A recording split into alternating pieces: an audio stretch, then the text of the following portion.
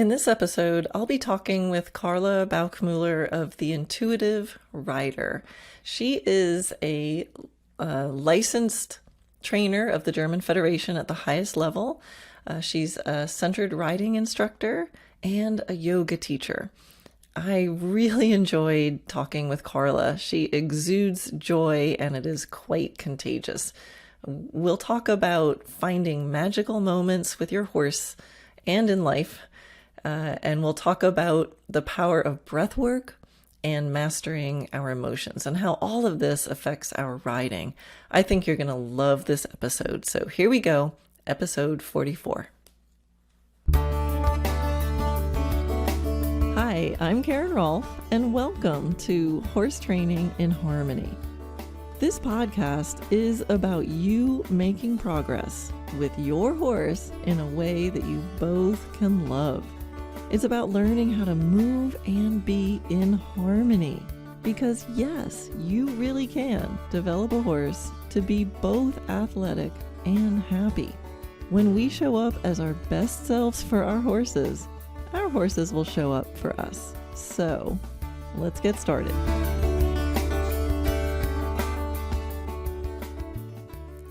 All right, well, we are here with Carla Bauchmueller of The Intuitive Rider, where she helps people ride better, feel safer, and connect deeper. So welcome, Carla. Thank you so much for being here. Thank you for having me. Excited to be here. Yeah. So I'm just going to let you sit there while I read some of your credentials because it's pretty impressive. Carla is a licensed trainer, level A of the German National Federation, highest trainer level in Germany. She is a centered riding instructor, level 3, licensed by Sally Swift since 1994. In India, she is professionally qualified as a yoga teacher, focused on physical and mental awareness, and has more than 20 years experience in instructing horses and riders of all levels. So that is quite a powerful combination of experience. How did you get to be doing what you do now? What was the journey? Yeah, the journey really started as a kid when I started learning on lesson horses in German horse riding schools. And I actually, before this podcast, I had some memories come up of that time. And me really riding these lesson horses. And when I was a beginner, the beginners rode in the first lesson of the evening. And the more advanced people sometimes rode the same horses in the lesson after. And when I saw the same horses that I had struggled with getting to move forward, doing what I wanted to do, or they had bucked me off or whatever. And I saw them under the more advanced riders, they were suddenly changed, right? These horses suddenly started moving forward. They did what the riders wanted to do. It looked like they were different horses. And I think as a teenager, as a kid, it dawned on me that there's a lot that the rider has to bring to the table. It's not just about the horses and what they can do. Even these older lesson horses suddenly looked like fancy horses when they were ridden well, right? So I think that's where my journey actually began. And so I was really started to working a lot on myself and went through like, how do I change my posture? How does that affect the horse and all of that? And when I started teaching, I felt like, okay, this is a fascinating topic, really looking at the person, not just physically, but also mentally, emotionally. What do we have to bring to the table as riders? And how does that affect the horses? And yeah, and then I went through all these different trainings and certifications because I'm a lifelong learner. I'm always curious and I'm looking for solutions. So that's how that all happened. Yeah, really, really cool. So how... Well, in The Intuitive Rider, you say the idea behind it is to find mental and physical alignment of the rider and the horse, and that harmony and joy find their expression in this style of riding. I love that. I love that idea. So how do you combine all of that in practice? Like in practical, when you have a person in front of you, how do you find yourself combining your knowledges? Yeah, I do a lot of unmounted work with people in group sessions, sometimes in person or online, where I have smaller groups of people and I lead them through exercises. And that can be physical exercises where I show them whatever a certain shoulder position or a way of breathing or a way of feeling their hip joints and finding where all these body parts that they're supposed to work together, right? So that's one part of it. But sometimes we can also go into the more mental side. How can I stay focused with a gentle focus? How can I make sure that I don't beat myself up all the time because I'm doubting myself? And I always find, That happens. I always find that. Yeah, it does, right? I know that feeling well. Yeah, and it's really the mental game, the frustration of this, and it kind of comes up in the sessions anyways, but I'm sometimes really addressing them very specifically, where we really have sessions where I just address how do you get more joy into your ride, right? What do you do? How do you overcome self-doubt? Like really the emotional and mental side of things there as well. I love that because it's so real. I mean, there is a direct relationship between my mood and how the rides go with my horses. I mean, I'm really aware of that. And, through life, you try to accumulate some skills and I try to know myself and to be able to know what's going on. But it's really cool to feel like there's, like you said, some really specific ways of addressing things like doubt and frustration and seeing how it affects the riders. Really interesting. Yeah, I sometimes think that self-doubt is one of the biggest obstacles in at least my clientele, which is usually women over 40 with their own horses. And, they're really like us. We really tend to doubt what we are doing and then get frustrated with ourselves rather than with the horses, right? All of my clients always want to the best for their horses, but then they feel they are not the best person they could be for their horses. And then they feel guilty and really like doubting whatever they are doing. They feel they are harming their horses. And it's kind of sad, right? Because we want to enjoy this time with the horses and being with them and enjoy the connection. And when we are in that self-doubt, then we are really pulling back and holding back. And one of these examples is that for some of the sessions that we do, I have people send in videos. That's an online session where I have people that are in the program. They send in videos and then we watch the videos together. And it's really supportive. Like everybody supports each other and really encouraging. Go like, see how you did already. You did this right. You did that right. So everybody's super encouraging unless it comes to their own video. When people then see their own video, they go like, oh my God, what did I do? Look at this. This is horrible. What am I doing to my poor horse? Right? And I really tell them, see, look at yourself as if you were looking at a video from a friend where you want to give some well-meaning, nice and supportive advice. And now let's go again, right? Yeah. Let's look at the video again. And what would you say? What would you tell that friend?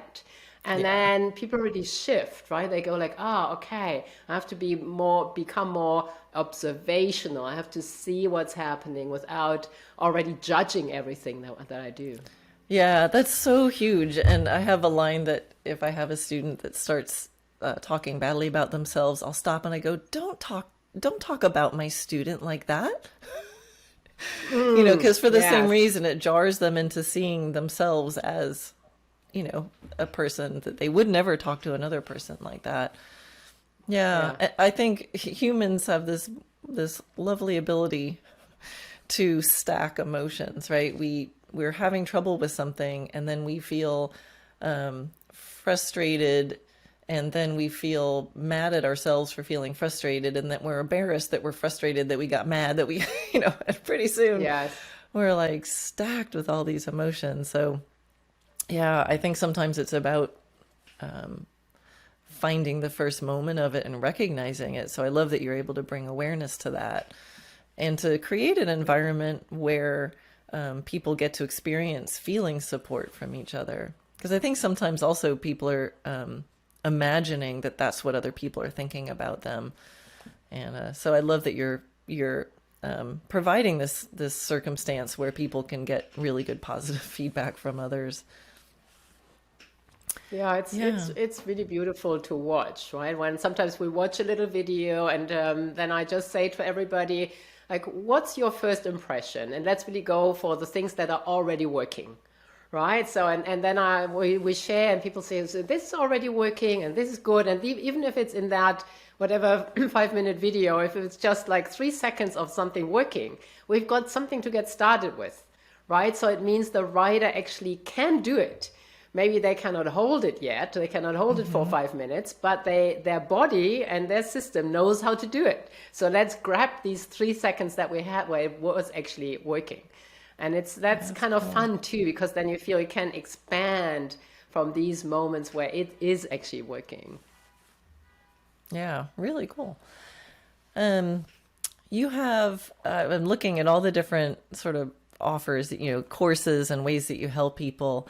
And I saw you have one, the intuitive rider, and you say the 7 biggest blocks that cut off the connection with your horse. And all of them really are, well, not all of them, but they are very emotional based, right? So I can see you're really focusing on, lack of patience, boredom, misunderstandings, anxiety, and self-doubt, as you said. And then, lack of subtleness. So legs moving, body parts moving. So how do you, I guess everybody's different, but how do you approach, like, when you see the physical and the emotional? Do you have a way of, like, which do you go to first, or is it really different with every person, or how do you work with those two? Yeah, I always find that the physical and emotional and mental really go hand in hand. And usually, at least in these courses, what I do is that I lead people through certain exercises. And that could, for instance, be a breathing exercise. And that breathing exercise works on the person in the emotional sense, in the physical sense, right? When you're breathing a certain way, you feel your body a little bit more, and you can open your rib cage in a different way. You feel your seat bones better. You can connect to the horse better from your body. But then it also works on the emotional side. When I'm holding my breath, we all know that one, right? When we're holding our breath, then that's connected to anxiety, and that becomes a vicious cycle really easily. So it's also about, like, how can you use things like breathing to work on the emotional side? So it's the emotional and mental and physical where they really interconnect as well. And then we do exercise and really feel into the different positions. Like, one of the exercises where I have people really breathe into the chest, and I really feel how that's tensing everything up, not just physically, but also emotionally. And that's more the anxious kind of breathing, right? That obviously affects the horse as well, right? So then we can also compare that, like, what's going to happen to your horse when you're on your horse and you see the truck coming around the corner and you go, right? Your horse is going to do the same, right? So everybody is in this kind of breathing, and it affects you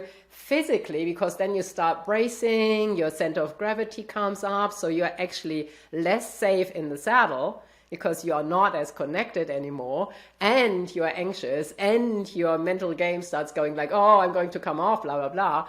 And then really being able to turn that around, start belly breathing. Then we do this exercise where people really feel belly, and other breathing exercises where they can bring the center of gravity down on purpose. Right? Really, you see the truck coming and your first instinct is, but then you understand and learn how to turn that around, and you use it in a physical way first, but that creates the emotional response as well.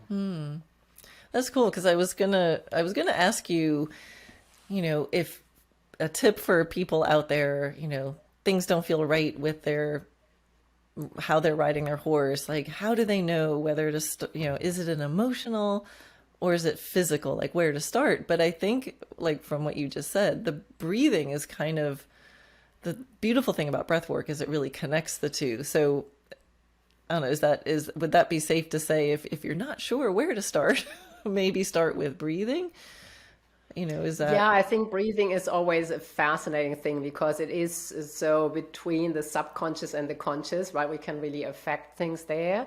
And sometimes things are also like really a little bit more like really just emotional, right? Where you have for the frustration and anger part, for instance, right? That's really more the emotional side, and then it really makes sense to look at like really the emotion, and then yes, the physical side might come in as well, but really go like, okay, why am I so easily frustrated? Why am I having so much doubts about what I can do? Where is the perfectionist in me that oftentimes comes in with this, right? And then we can even travel back, and in some of my programs I do that with people as well, where we use techniques where we actually kind of mentally travel back in our lives and go like, where does that come from? Right? When did I start doubting myself? How old was I? Right? What were the Oh, situations where I wow. started doubting myself? And what was the connection to my teachers or my parents? And what are the belief systems that I started developing throughout my life? And then obviously that shows in our relationship to horses, and the horses mirror that back to us, right? We might kind of get along with our perfectionism and other things, but when we work with horses, perfectionism is not such a great thing to hold on to, right? So really, Yeah. really starting to understand yourself better. And it's kind of fascinating when you start understanding yourself better and where things are coming from, and you get like a more global vision of yourself, not just physically, but also emotionally. You just know who you are. I think that's just a great journey to take. Wow. I mean, it's really cool to hear you talk about this because you can see you're not, you're really stepping back and seeing the details, but also not only the whole picture, but, the depth, kind of traveling back in time. That's really powerful stuff. Yeah. Um, Yeah, I'm trained in regression techniques as well. I do not okay. often mention that because for Yeah. some people, at least when I started doing it, that was really like woo woo and whatever, Yeah. But I think it's, it comes out more and more anyways. And we're not like really going into real regression sessions when I work with groups, but it's at least a similar concept, right? We go a bit into a meditative state and like really fall back in time and to really try to really feel into the situations that shaped us, right? No, The I think traumas, that's, oh, go ahead. Yeah, sorry. yeah, no, the smaller and bigger traumas that we might have had through our lives, or sometimes just incidents that really shaped us. No, that's really powerful because, you know, I don't, personal development and horsemanship is inseparable to me. So my horsemanship is better as I work on myself. And, I think this is just true of the human condition is, we hang on to traumas. I mean, I think we have to be really active in our lives to not do that. And I think no matter what we think, whether we believe woo woo stuff or not, it's happening. And especially in times of challenge, we go back to old patterns that were formed so long ago. So I think it's really cool that you're able to, you're trained in this and you're able to see that because I think it is happening a lot. A Yeah, and couple of things. Oh, go oftentimes ahead. people say like, what do I get out of this when I look back into my past? And I maybe I already know a couple of things, but do I really have to go and look at the painful stuff again? And the painful stuff is there, and it will just keep boiling in the background, and it will affect you if you look at it or not, right? And usually the dragons that we don't look at, they are much more scary than the ones that we actually look at and Yeah. to start fighting or start overcoming. I totally agree. What's the line? What you resist persists. So, yeah, one of the most valuable things I feel like I can do is to kind of step outside myself and go, oh, look at me. I'm having an emotional reaction, or that's my little game with myself is to name it. Whenever I'm feeling something, just name it and then let myself look at it and where'd that come from? And that's just my Yeah, it's amateur this. version of it. Yeah, but it's the self-observation piece, right? It's what we talked about earlier. When you're able to take that step back and look at yourself, not just me as a trainer or instructor, but every person learns to take that step back and look at themselves from that physical perspective, but also emotional, mental perspective in that just observational way where you go like, yeah, that you were saying, right? Oh yeah, that's interesting. Oh, I've been doing this again without, beating yourself up for it. You just go looking, oh, maybe there's a different way of doing this. Why don't I just play with a different way and see if it maybe gives me other results? And I think that's how it becomes a fascinating journey. And it keeps us moving as humans, right? I love to just keep evolving.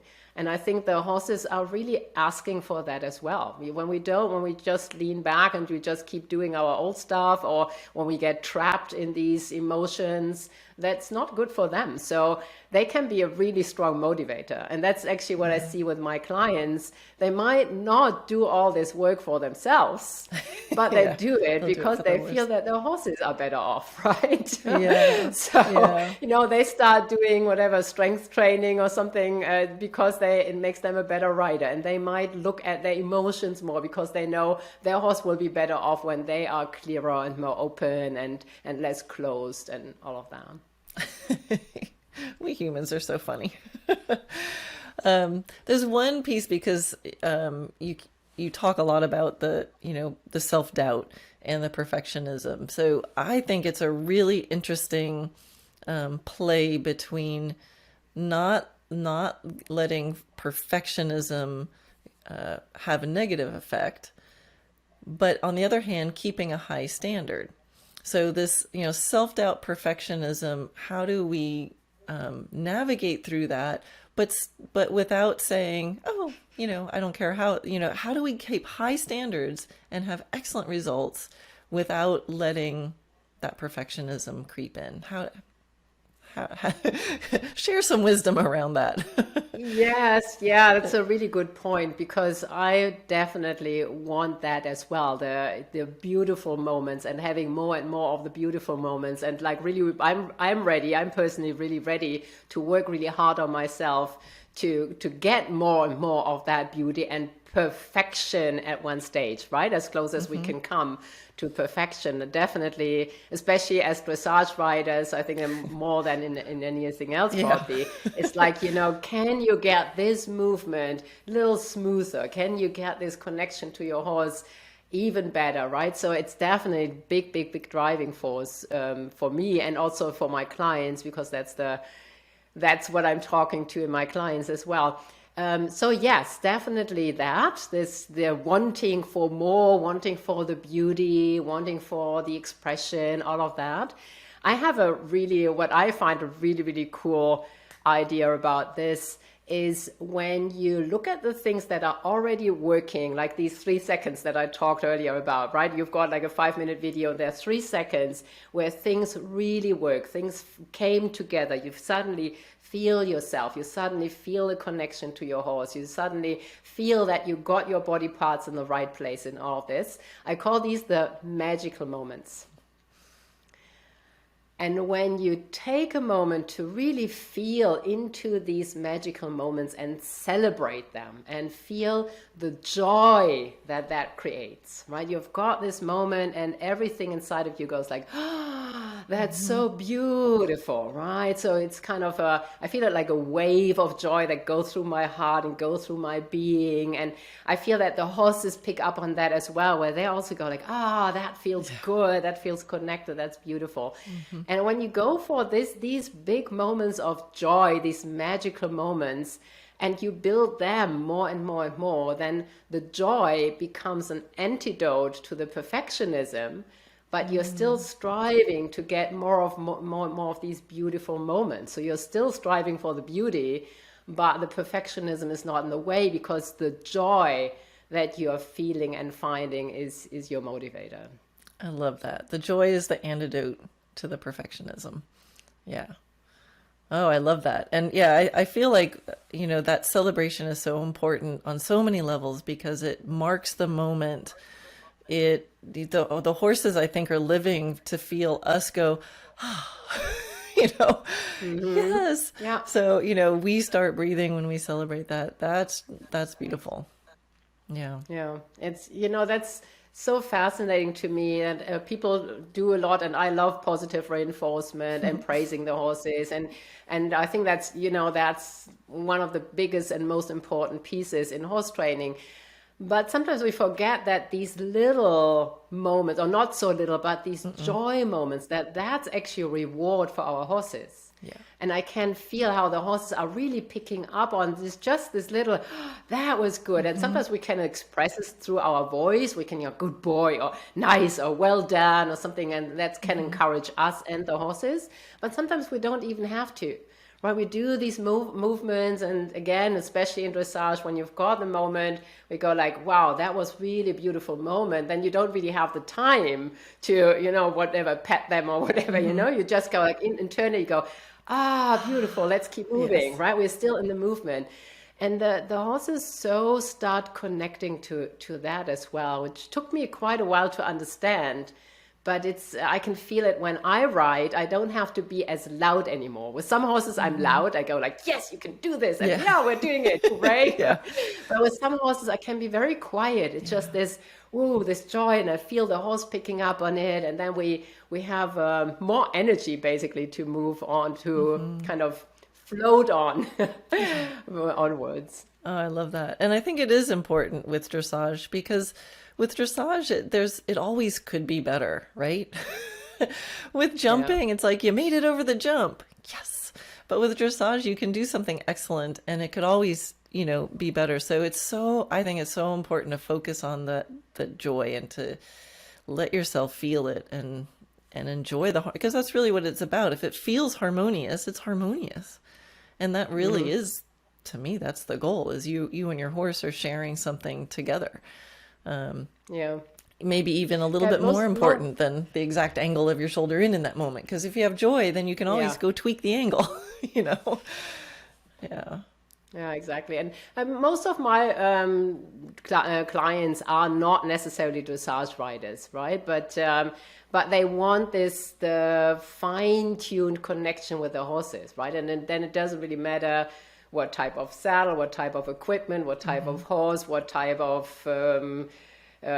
discipline you're riding in, right? But in dressage, I just find it's even more subtle sometimes when you work on these things. But you can have these moments on trail rides, obviously, as well, right? When you're on your horse and you suddenly feel they are really balancing themselves well, or you want to go for a faster gallop, and you really feel how they're expressing themselves. So there's so many ways. But yeah, I just love the subtleties, and I think that's where the dressage part comes in. But there are lots of ways to find subtleties in riding, obviously. Love that. So there's one thing I wanted to circle back on when we were talking about breath work and the power of breath work. And you mentioned how breath work is really the connection between the conscious and unconscious. And I'd love for you to just talk a little bit more about that, because this is such a fascinating subject for me. And I think breath work is so important, but that play between the conscious and subconscious around breath work. So yeah, can you talk a little bit more about that? Yes, I've always been really fascinated by that too. And that comes in through yoga teacher training as well, because obviously in yoga, there is a lot of breath work that you do. Like pranayama is really all about different ways of breathing. And the idea behind that is really that lots of things in our bodies just happen sub and unconsciously, right? Like the digestion, heartbeat, etc. So usually things that we cannot even influence a lot, except if we are really good yogis, right? Then you can even influence that. But you cannot really do consciously so much about it. But breathing is a very easy access, because everybody can just hold their breath for a moment. And that means we've influenced something consciously that would usually just move on in our body. So that is a really fantastic entryway into our system, into connecting to our bodies and really feeling ourselves. And the way I usually teach it is really just a few very simple breathing exercises at first, just the difference between like chest breathing and belly breathing. And then it can get really complex.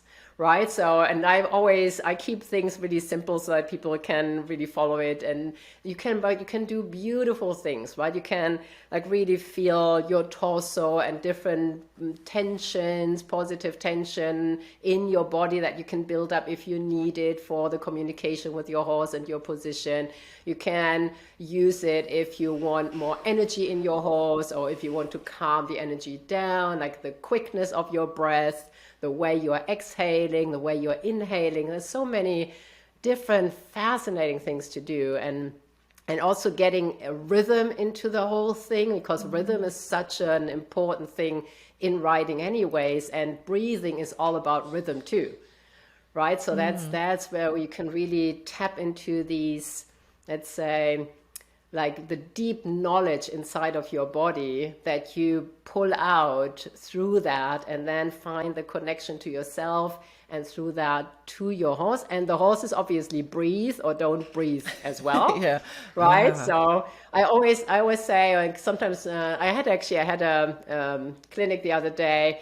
And then I said, let's do some breathing exercise. I didn't set that to the rider, like take some longer exhalations, because she was a little tense. I said, I want you to like start letting go, and I want your horse to start breathing again as well, because she is holding her breath. And my rider said, like, how do you know she's holding her breath? Right. And like 2 steps later, the horse went like, Yeah. right. So the horse started exhaling.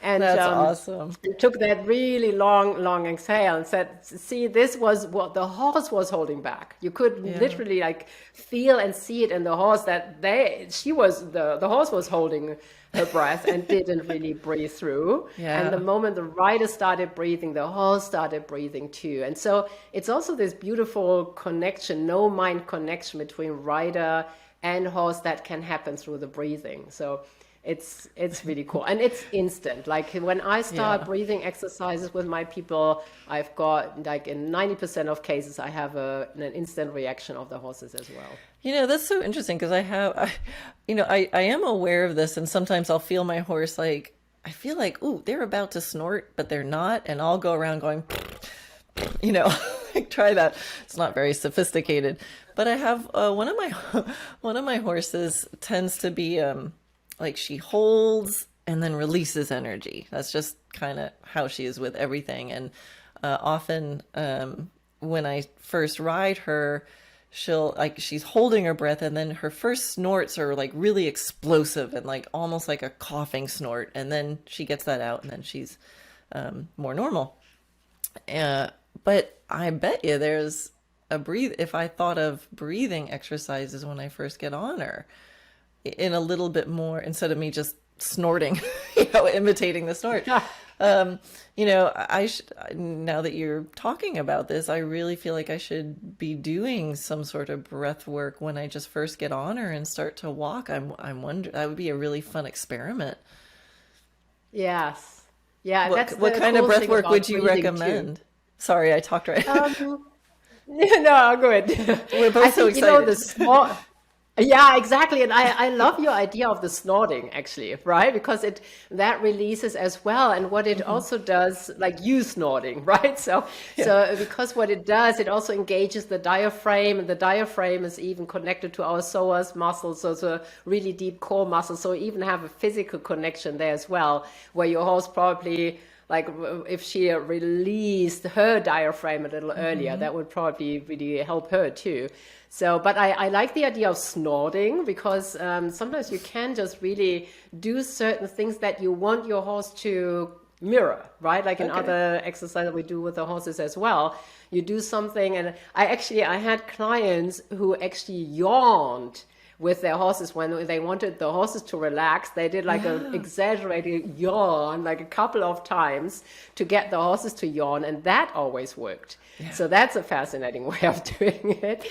I think I would probably just go with a few really long exhalations, like really exhale, really belly breathing and then exhaling. And I always feel it as if I was exhaling into the horse, right? So that gets the horse the idea that she can exhale too. And exhalation usually is connected to relaxation, right? So especially when you take like long exhalations, then that usually goes with relaxation, because inhaling is what we'll do anyways, right? Or we'll Yeah. turn blue and fall off our chairs, right? So inhaling is what we'll do anyways, but the exhaling is also release of body tension. And yeah, you can, I would play with that. We would I really like can't do. wait for tomorrow and go. I'm going to play with that. It's funny. I never thought more deeper than just, snorting.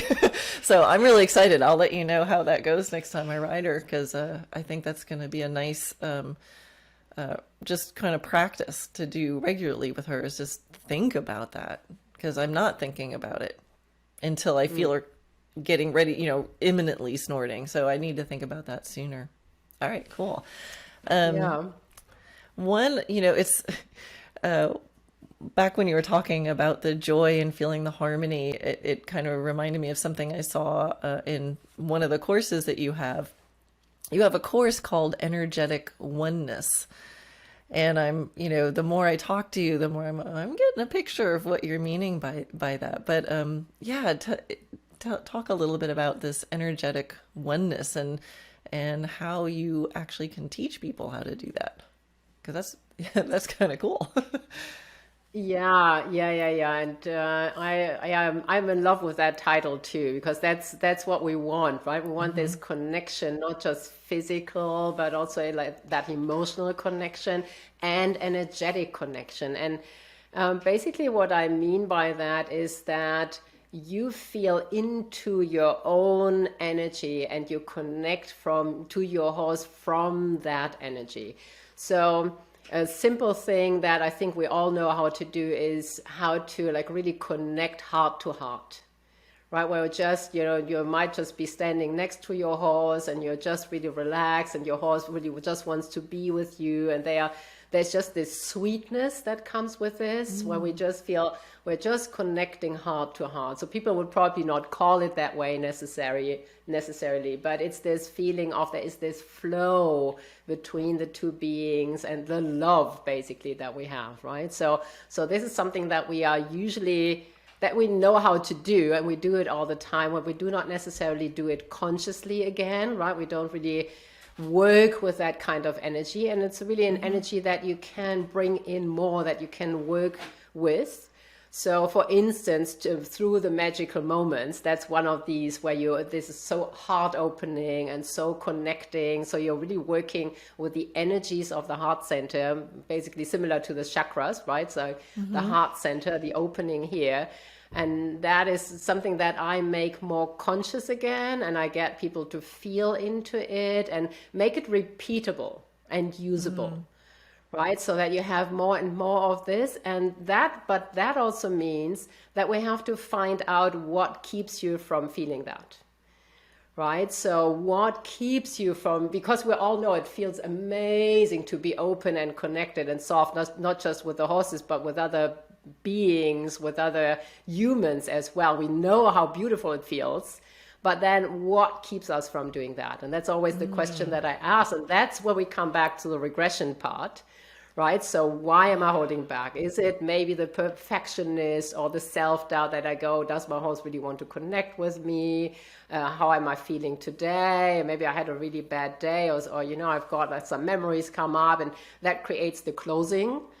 And then being aware of that and feeling into that, overcoming these obstacles, and then using your energy more consciously. And the heart center is one example for that. The other one is the belly, the lower chakras, where it's more about grounding, centeredness, setting clear boundaries, and finding the connection of the two. Because with horses, we need both. We want this openness and softness, but we also need to be grounded and centered and really feel our like everything pelvis and under, right? We need to be really aware and conscious of these parts of ourselves, the energetic parts that come with that as well. So that's like in That's big short, stuff. that's basically it. Yeah. That's big stuff. Yeah. And I love that you reminded that, this feeling of this openness, it is the natural state, and that we put stuff on that actually holds that back. I remember often when I get massages, the massage therapist at the end would be like, do you know you're smiling? Like when I get relaxed, it just like, the joy is there if we get rid of what's holding it back. So I love how you talk about all that. Really cool. All right. You're obviously very passionate about what you do. If you could give the world a message, maybe just the horse world, but I don't know, it could be for the whole world. Like, what's something you want everyone to know? Have more joy. I think that's the biggest one. Yeah. Have more joy and more magical moments. Like really look for those in your life as well. I think it's really as straightforward as that. When you go through your life and your day, like look at the magical moments. And that doesn't have to be these huge moments where I'm watching a sunset at the ocean or something. It can be small things. It can be like a nice breakfast that you had, or a flower outside, or whatever, something that just where you just feel that makes you happy and that brings that joy, and looking more for those, like really seeing them more, enjoying them more, and allowing that to be in your system, right? Respond with that joy throughout your system. I think that's not just true for horse people. I think that's what everybody should do, have more of. Yeah. Yeah. That's beautiful. Just practice noticing what's the joy that is right here. A lot of times it's right here for us to notice and experience. Yeah. Yeah. I sometimes have people write 2 magical moments down at night before they go to bed. Because when you have to like really sit down at night and think about 2 magical moments, and you go like, oh, this was really a up day, right? so it was really this day. And here's all the evidence of why it was. Instead, right? So it's like, oh my God, right? It was really horrible. But then you go like, okay, so where was their magical moment, right? You might even not feel like looking for them, but then you go like, when I went out of the house this morning and the neighbor's cat just came to rub against my leg, and I felt that was really kind of cute, and I enjoyed that moment with that neighbor's cat. It's just, maybe that's your magical moment of the day, right? But then you have to look back at what happened throughout the day and start looking for these little things that were still joyful, no matter how awful that day was other than them. Love it. I feel happier just talking to you. your joy is spreading even through the internets here. Nice. Oh, that's awesome. Well, Carla, so you do have lots of ways for people to work with you, and you have a free rider assessment, I saw. So maybe you could talk a little bit about what's involved in that and how people can find you. Yeah, so the very first step to find me probably is if you go to my website and take my quiz. I've got a quiz on the website that's called Where Am I on My Journey as a Rider? Right? And so you can take that. It's just a really fun 2-minute quiz, but it gives you an idea of where are you with all the things that we talked about, physical, emotional, mental, and then you get free video training from me and some tips, and that would be the first way to get in touch with me. And then, yes, I offer free rider assessment. So that means that you can, and we can do it very informal, and you can just send me a photo of yourself where you're sitting on your horse or even on a chair, or just a selfie in front of the mirror where you're just standing in front of the mirror. And I can give you, and if you are not happy jumping onto a Zoom call with me, I can just email you a tip on what to improve in the posture, right? So just little things like whatever, where your pelvis position is, which can make a huge difference, right? I've been doing that for 30 years, and I sometimes see that there is this one little postural change that makes a huge difference. So that would be the first step, and you can just email me or schedule one of these sessions. If you're really up for like a real good, nice and thorough rider assessment session, you can also sign up on my website for that. But there are lots of steps in between, so if you feel not ready for that yet, send me a photo, email it to me. It's Carla at theintuitiverider.com. So just email that to me and then we can start our conversations. That's great. And I will put links to your website in the show notes. So if you're wherever you're listening to this, you can go to my website and look for this episode. But maybe you can tell people what your website is, just so we can hear it too. Yeah, it's www.theintuitiverider.com. So it's very straightforward, just theintuitiverider.com. Yeah, and it's a beautiful website. It's super easy to find stuff on your website. Well done. Oh, nice. Thank you. It's really easy always to find that progress, isn't it? Yes, it is. But, well, thank you so much for taking the time to talk to me and to everybody listening here. Like I said, I just feel like I'm beaming just sitting here talking to you about all the joy. And I can't wait to go ride my horses. So, well done. Nice. Yeah, thank you so much. Thanks for having me. And if that's the effect that I had, that's great. And, maybe that's my mission. It was very enjoyable talking with you, Karen. I really appreciate it.